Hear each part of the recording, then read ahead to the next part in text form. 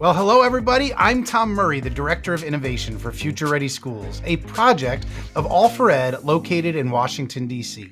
Future Ready Schools is a collaboration between All for Ed and a vast coalition of over 60 national and regional partner organizations. The goal of Future Ready Schools is to maximize learning opportunities for all students and to help school districts move quickly towards student-centered learning.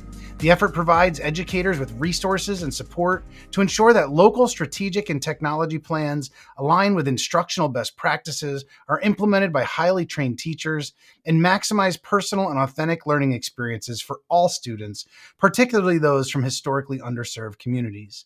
As always, the hashtag for today's webinar is Future Ready. Thank you for making an investment in your time and for joining us today. I'm going to be your host on this webinar on supporting social emotional health for students and staff.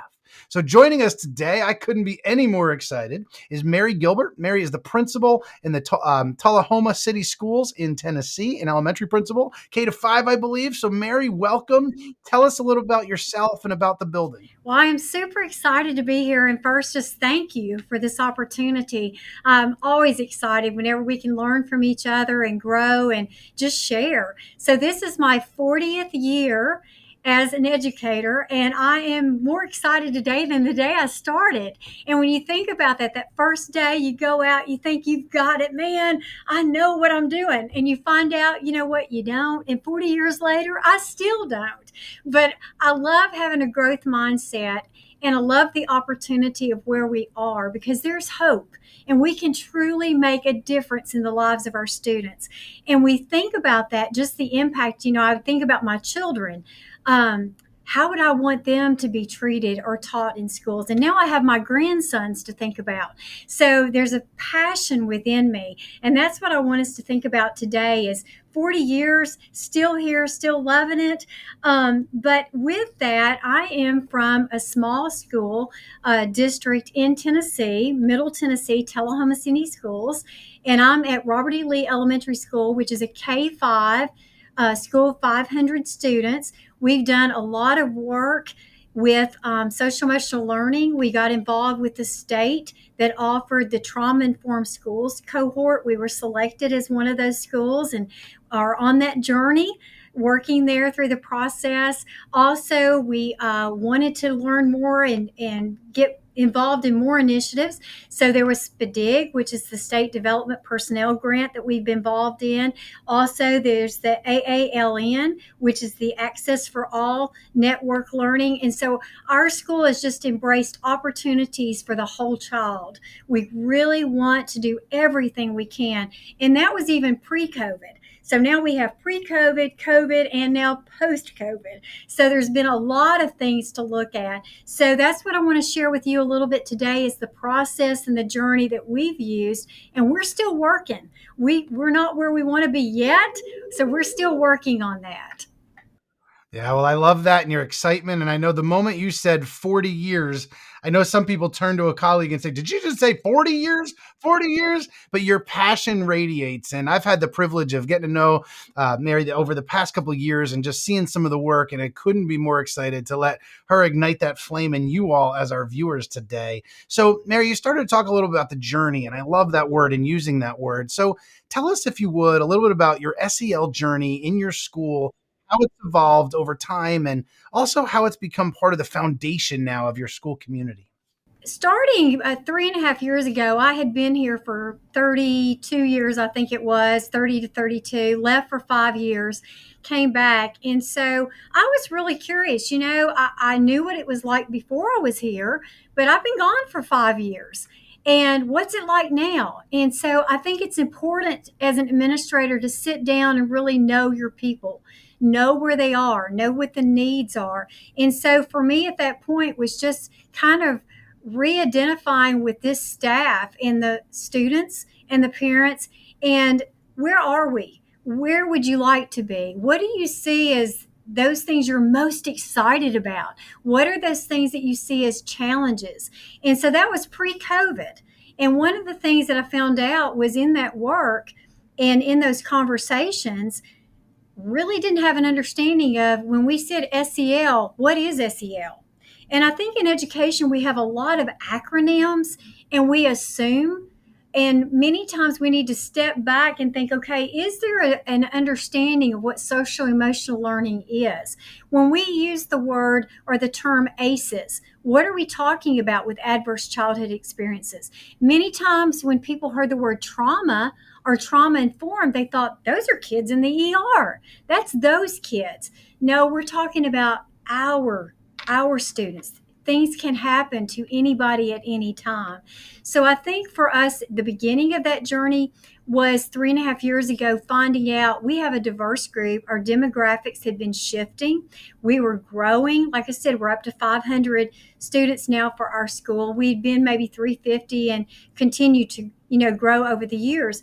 So with that, some new challenges, but opportunities.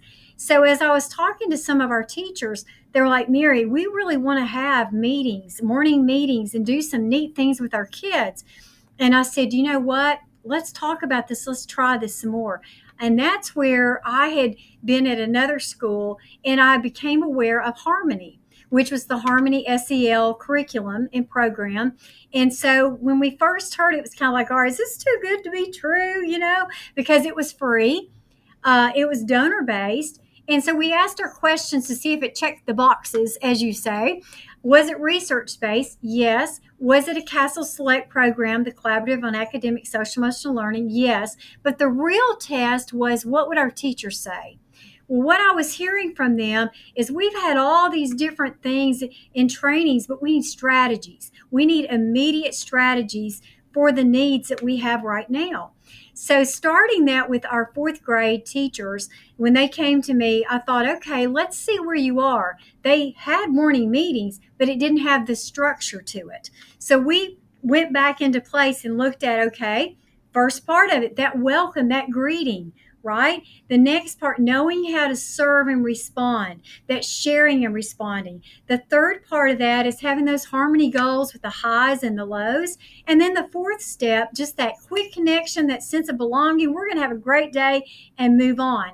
They could do it in 5 minutes, 10 minutes, 15 minutes. They were like, wow, this has given us exactly what we're looking for, because everything was right there. The curriculum was already there. The cards were there, the sentence starters, everything they needed in a way to do it. So thought, you know what, though, as an administrator, if this is something we're doing, I need to be the model. I need to make sure that this is something that we truly believe in. Do we believe in this? Well, as I talked to our teachers, and I used that video from Dalton Sherman, Do You Believe? And starting that, my staff was like, oh my gosh, because you think about that, it was 2008 whenever he shared that at a convocation, and he was like fourth or fifth grade. Beautiful, eloquent job. He says, do you believe? Because I can do anything. I can be anything. I can create anything. I can dream anything because you believe in me. And it rubs off on me. And I'm thinking about that. Then he challenged us as educators. Do we believe in each other? Do we believe that every single child will be ready for post-secondary or the workplace? It starts with us. What do we believe? So as an administrator, I need to model this belief system. I need to make sure that our students understand, and our teachers, right? So with that, taking the harmony, taking in, do you believe? Then modeling that in our staff meetings. So you know what? When they came in, we made a circle. We did a meetup. And I pulled one of the cards with the hand jive, and they had to create a hand jive with their buddy.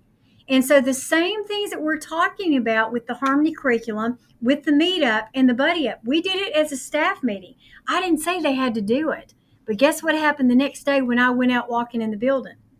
I saw teachers engaging with their students intentionally, building those relationships with them, taking the time for a morning meeting, having fun. The kids were like, do you have more? This is great. Next thing I know, the teachers are saying, do you have more? Is there something that we can do? So with that sort of started our journey with, we need more PD, professional development on understanding the whole child, understanding social emotional learning, understanding trauma is not those kids, it's our kids, looking at how do we build those intentional relationships? Starting from the morning those children enter our room, we are greeting them, we're welcoming them, making them feel this is a sense of community, a sense of belonging. And then taking that meetup into those 4 simple steps anybody can do. And then the teacher's understanding how simple, but I needed to take it another step. Remember, I said I need to model this. So we have staff buddies. Every Sunday night, they know that I'm going to send another Google Doc or a spreadsheet, and they have a different buddy, a different staff buddy. Because if we believe our students need to feel that sense of belonging and inclusiveness and that environment, we need to promote that. So that's how we started, was with a staff. We started having those meetings with our staff meeting. We started doing some of the same activities we would be doing with our students. We have staff buddies, and then we incorporated the buddy up, and they took it and did different things, which we'll talk about a little bit later. But that's kind of where our journey started. First, seeing the need, our belief. What do we believe in? What's our sense of purpose? What is our why? Bringing it back to what Dr. Sherman said, do we believe in every single child? And do we believe in ourselves and our colleagues? And so that's kind of a little part of the beginning of our journey.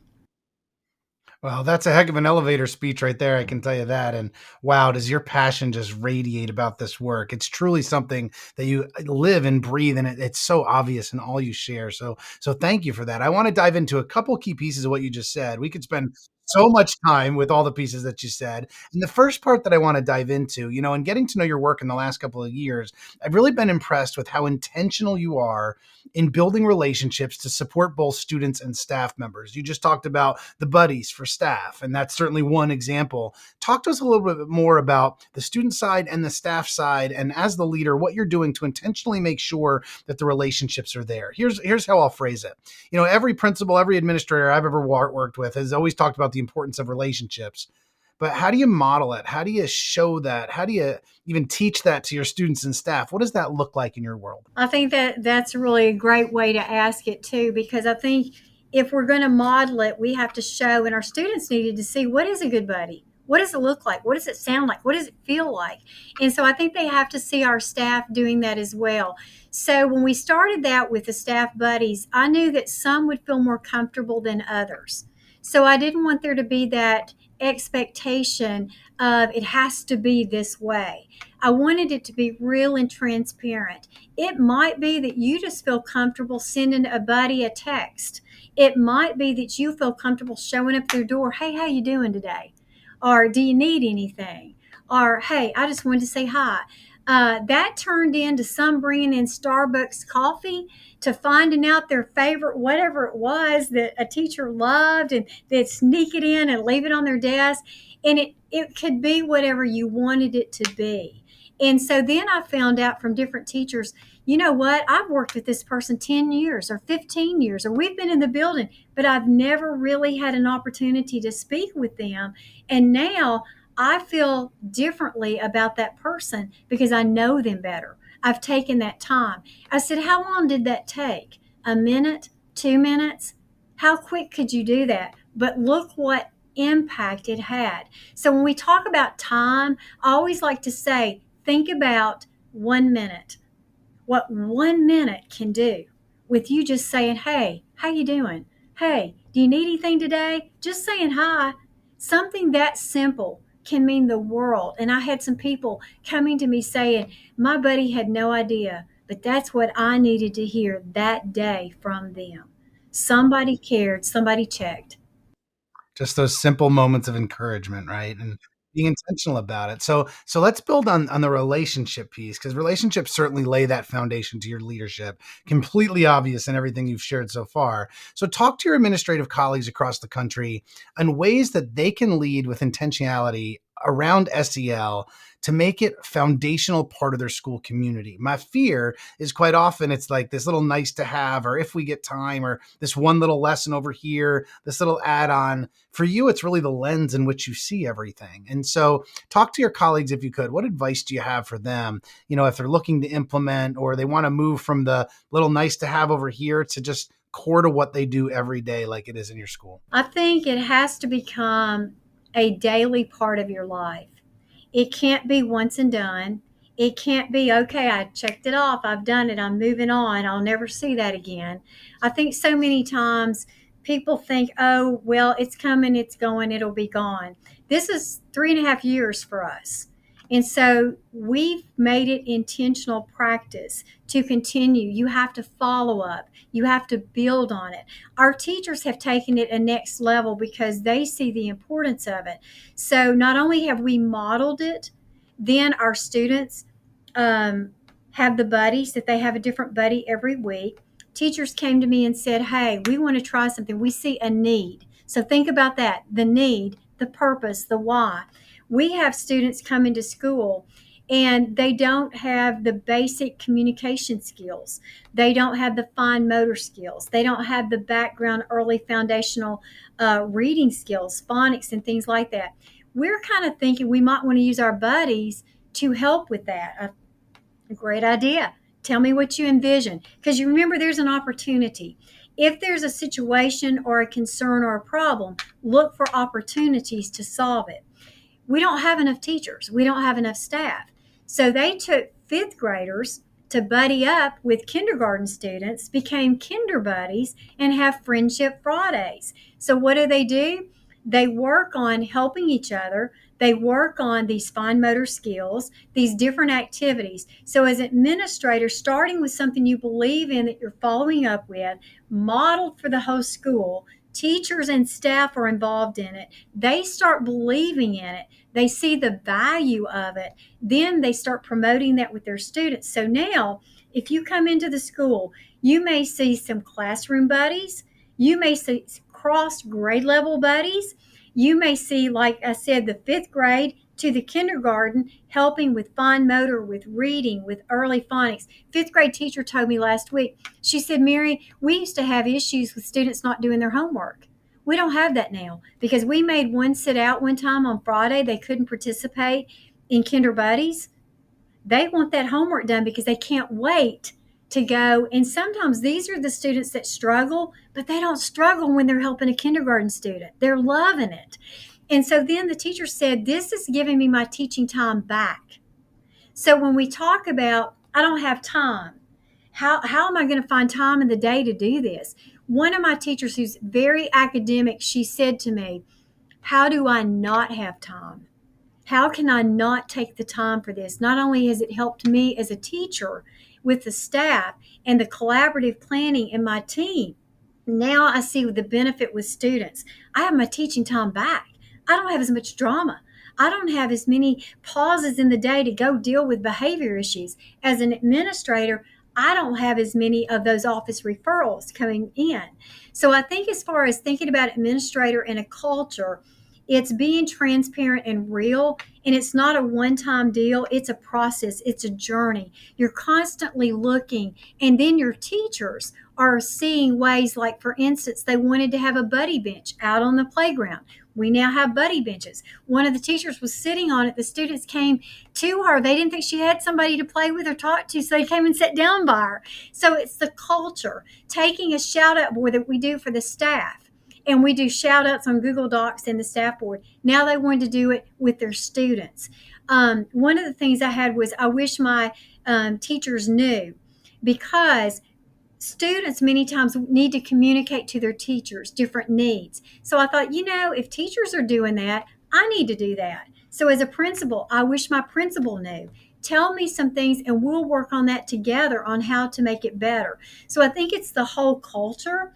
It's a way of looking at it day by day, understanding it's a process, and understanding that through having the simple buddies that started with staff down to students, now it's all over the school in different forms. And they came up with a lot of that. So that's your buy-in. They come back and they start sharing the successes. And then you build off of that for how can we even grow and make better of this one thing we started with.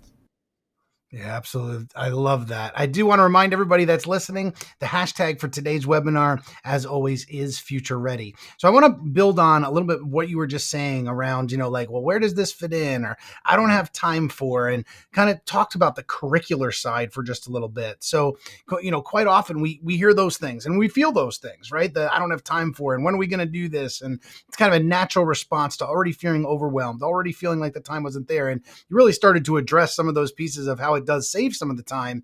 But talk to us, if you could, about any other innovative practices you can share to really keep SEL front and center, keep it a priority, and again, not just that layered on top of something. And if you would, you referenced Harmony. Talk to us a little bit about what that is and where people can access it, and how it's useful to you all. Absolutely. So all we have to do is go to the harmonysel.org site. Everything is online, very user friendly.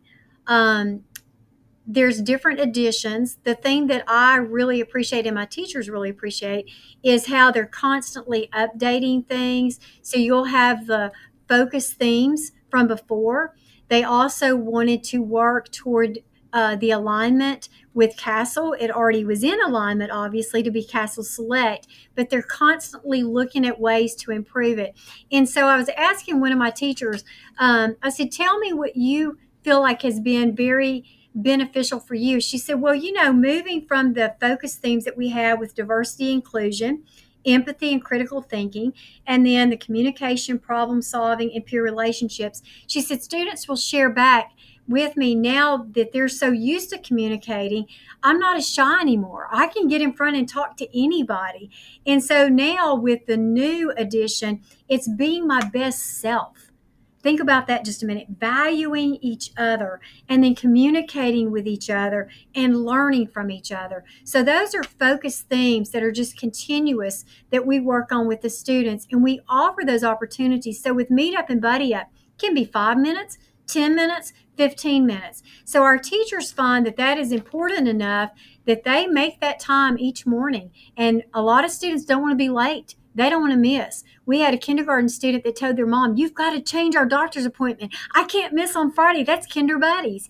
So you start seeing the excitement and enthusiasm of teachers and parents saying, hey, tell us more about this. Our kids are coming home talking about it.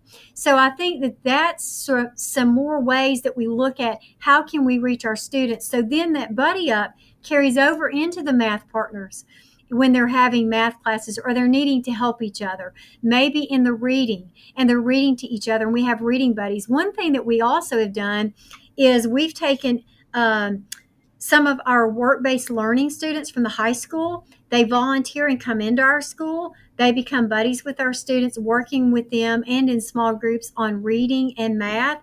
So where the teachers, there's just not enough teachers to go around and provide for those individual needs. Many times we have additional people coming in, whether it's our CEO partners or business partners or retired teachers or work-based learning, but we provide more opportunities for those buddy up opportunities and partners to work on different things, which is what you're talking about. But with Harmony, the thing that was so nice, that gave us the curriculum that we needed. It was comprehensive.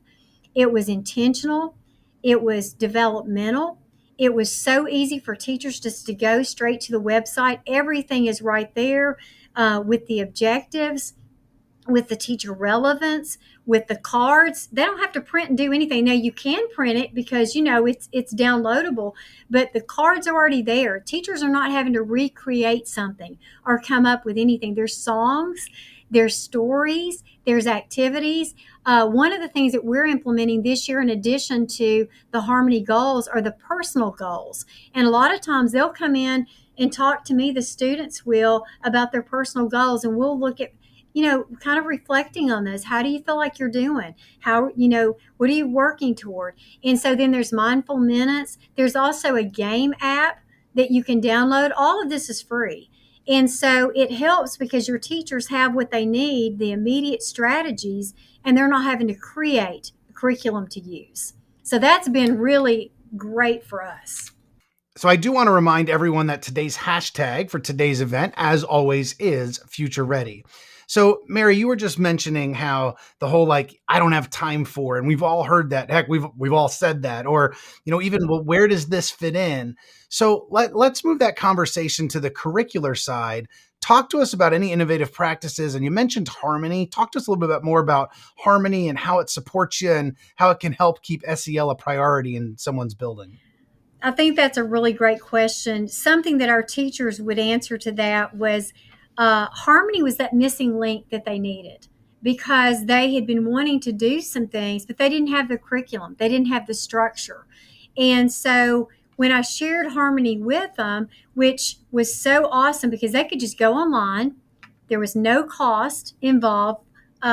Fully funded. They could go on there. They could download stuff if they wanted to, but they didn't have to. Everything from the stories to the songs to the curriculum, everything was right there. There were even modules that would show them and teach them how to use it.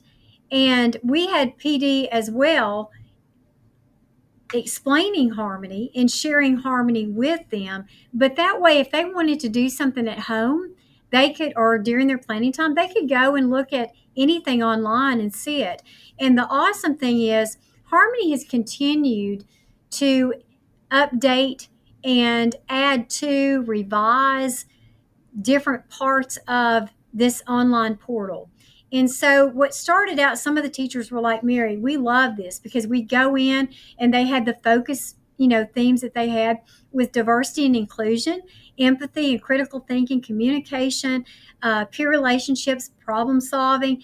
And so, those were those main themes. And even my fifth grade teacher said what they did was they went and looked at the vocabulary, and then they would have their Harmony goals in alignment with the vocabulary, and then they had Harmony superlatives that the students voted on. And so they really took it that extra step because they felt it was so beneficial, and then gave their teaching time back. They felt like they had less disruptions during the day. Now, Harmony continued and has a new edition. And so some of those units are focused on being my best self, valuing others and communicating with each other, and then learning from each other.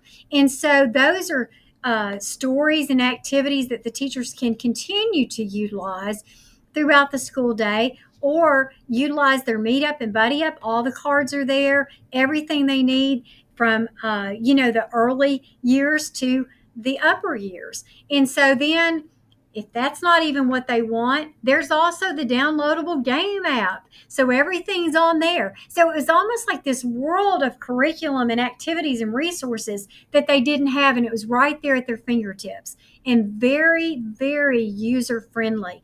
And so they weren't having to look at relevance or objectives or anything else because it was all right there laid out for them. So I think that was huge for them with the Harmony curriculum, as well as Inspire, because it had those professional development modules and resources. So for those teachers that have that growth mindset, and they're like, man, I want to strengthen my skill set and I want to be able to do it on my time, this was great because they could go straight to it, utilize it, and then they saw the benefits with their students. And like you said, when am I going to have time? They found that it was more than worth the time. It was, how can we not do this? Because we're seeing the tremendous impact it has on the culture of our school and with our students. So I think that's been a win-win for us. Absolutely. And you said you could find that at harmonysel.org, I believe, as well. What incredible work that they're doing, and just such a great support for our teachers and, of course, for our students. So, Mary, I also know you're a proponent for using data throughout this process. So talk to us, if you would, for a few minutes about its importance and maybe give a practical example or two of what that looks like. Absolutely. When I think about that, I think about a child that we have that moved in third grade and could not read, had been in a behavior class, that unbelievable trauma, unbelievable. And at this point now, the child's in fifth grade and is reading on grade level and has just made leaps and bounds. But it started with that teacher that built that intentional relationship, SEL, getting to know the student. And then we started tracking the data. And with our data meetings, We're very intentional. We have weekly PLCs. We have guiding questions. We have all hands on deck kind of approach, and where we really utilize our instructional coaches, we utilize our SPED and resource, speech, everybody all hands on deck. If there's a behavior specialist that needs to be involved, we want them in the conversation, because as we're looking at our data, we want to look at our celebrations and successes, and we want to make sure that we embrace those opportunities for growth as well. So when we see something, we're looking at the data and we're thinking, what are the trends? What do we know about this child? And what are we seeing? How can we better meet their needs? And so with that, then, as a team approach, looking at that, we're looking at the data and we're looking at, what is that telling us? What are we doing that's successful? What are some things that are working or not working? And how can we work to better to take that child to the highest level? And so then with that, we're also looking at, with the data, I made a chart. We have already. And so when I showed the teachers, they felt pretty defeated when we came back after the pandemic, and they were like, whoa. And I was so proud of them, though, because when we looked at stretch growth and we looked at typical growth. And when I showed it to them, they were like, well, we want stretch. We want to take them as far as we can get them, And I thought, that's awesome that already at the beginning of a school year, they see gaps that need to be closed, but they're trying to figure it out. So mid-year, when we did that diagnostic, I couldn't wait to show them, because I wanted them to see how much growth had already happened in a short amount of time. And when they saw that, there was like, wow, this is awesome. Now, the other thing I wanted them to see was, over the years, where did we start every time? Where were we at mid-year every time? And where did we finish? Because, see, we've got to instill that hope. We've got to make sure that when we're looking at data, it's one piece of evidence. We need to know our students, know their background, know how we're meeting their needs. Let that data also be prescriptive and individualized in us having a plan for our students to really reach the highest goals. Because remember what we said at the beginning, we believe that every child can be ready long term. That's where we want them, ready for post-secondary or ready for the workplace. So we've got to instill that belief that we are making growth. So that's kind of where we utilize the data in being very prescriptive and very individualized with it. Yeah, I love that. Another thing that I know you're really intentional about is creating meaningful surveys to engage your stakeholders to inform the present, but also future practices. So how has this supported the work, and what would you recommend to your colleagues around the country about gaining input from other stakeholders? I think that's so important. And I think that part of that is we have to think about surveys in the sense of being open to what it says, taking opportunities to clarify what are they really saying. So could a survey be a one-on-one conversation? Absolutely. Can be informal or it can be formal. It can be in your grade level planning meetings. It can be when you have parent engagement. We have what we call the Tennessee Teacher Survey that they complete in the spring.